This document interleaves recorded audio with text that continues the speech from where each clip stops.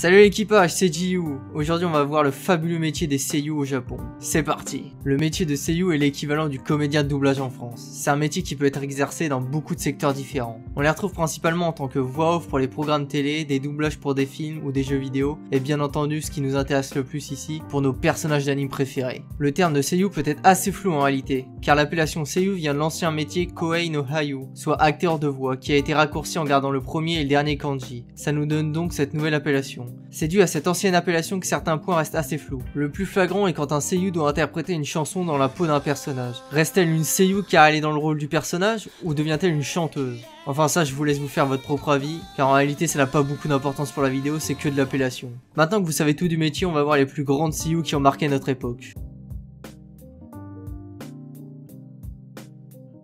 Étant un fan incontesté de One Piece, je vais bien évidemment commencer par l'excellente Mayumi Tanaka. On va faire un petit jeu. Je vais vous mettre quelques secondes les voix qu'elle a interprétées et à vous d'essayer de deviner les personnages. Allez, à vous de jouer.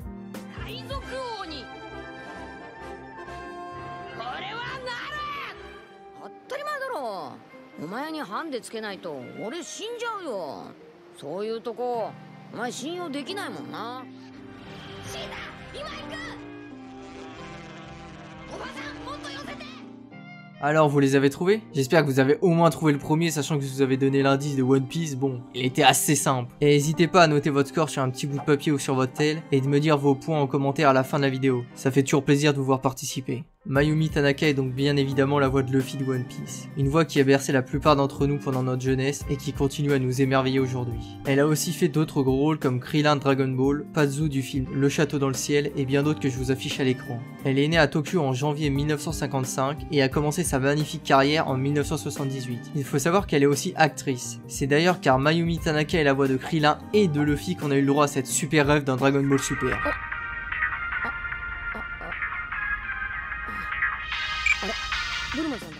On continue avec une autre grande femme qui donne sa voix pour un protagoniste de shonen. A préciser d'ailleurs que les personnages masculins importants dans les animes sont souvent faits par des femmes. D'après certaines explications que j'ai lues, c'est car les seiyuu peuvent être engagés très tôt dans leur enfance, vers 14-15 ans. Et donc la voix d'une femme ne change que très peu avec les années, pouvant garder un son aigu, jeune et mignon. Ce qui n'est pas possible avec les hommes dû à la puberté qui rend la voix d'un homme plus grave avec le temps. Voilà pour l'explication. Revenons donc à notre magnifique seiyuu Megumi Han. Elle est née à Tokyo en juin 1989 et a commencé ses activités de doublage en 2008. On n'oublie pas le petit jeu et de noter son score. Allez, à vous de jouer.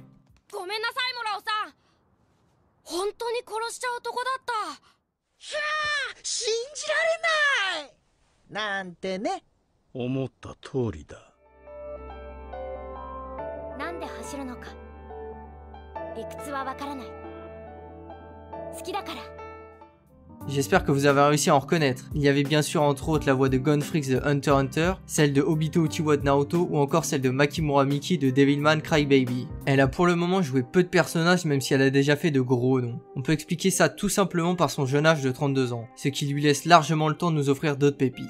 En plus de ça, elle est chanteuse et actrice donc elle doit avoir des journées bien remplies. A noter d'ailleurs qu'elle a gagné un Seiyuu Award for Best Supporting Actress en 2017 pour la voix de Sumi dans le film d'animation In This Corner of the World.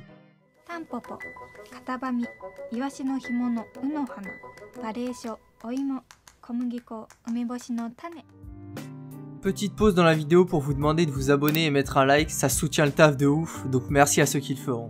On enchaîne avec une crack qui a remporté une fois le Seiyuu Award for Best Supporting Actress en 2014 et une fois le Seiyuu Award for Best Lead Actress en 2021. Elle est pourtant seulement âgée de 32 ans et a commencé sa carrière en 2002, je parle bien sûr de la prodigieuse Yui Ishikawa. Je vous laisse essayer de deviner ses voix.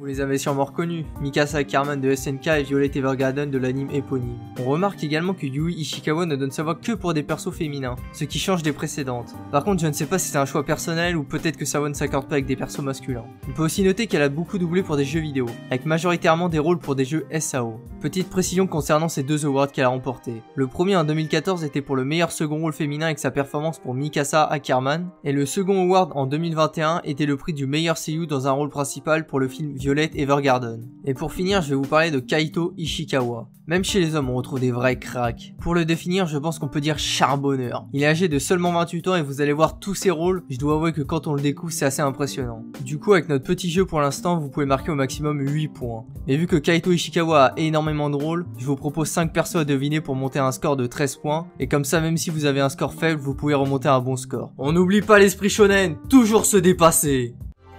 弱くはないので大丈夫だと思います。応援要請の信号を確認した。見たところ例のヒーロー狩りだな。君はあの実技試験の構造に気づいていたのだな。これは起爆装置だ。残念ながら原爆はもう残っていないが、この国にはそれに匹敵するものが無数にある。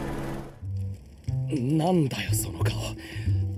いや、俺は火に近づかなきゃ寒くないし、それにだな、こいつが風邪ひいたら俺の記事の訓練が遅れると思って。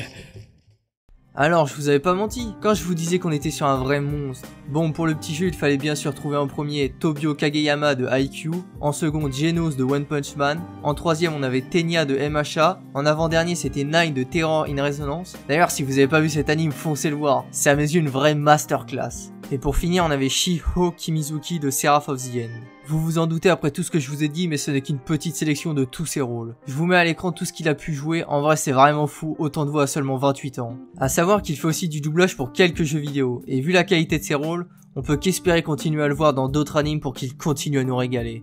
Bon, la vidéo touche à sa fin, mais attends, on n'oublie pas de noter son score en commentaire, que je puisse juger tes talents de reconnaissance vocale des personnages. Et si tu as des retours, que ça soit positif ou des améliorations que tu voudrais voir à l'avenir pour le concept ou même la chaîne, n'hésite pas à me les dire aussi. Sur ce, je te souhaite de passer un excellent week-end et à la prochaine!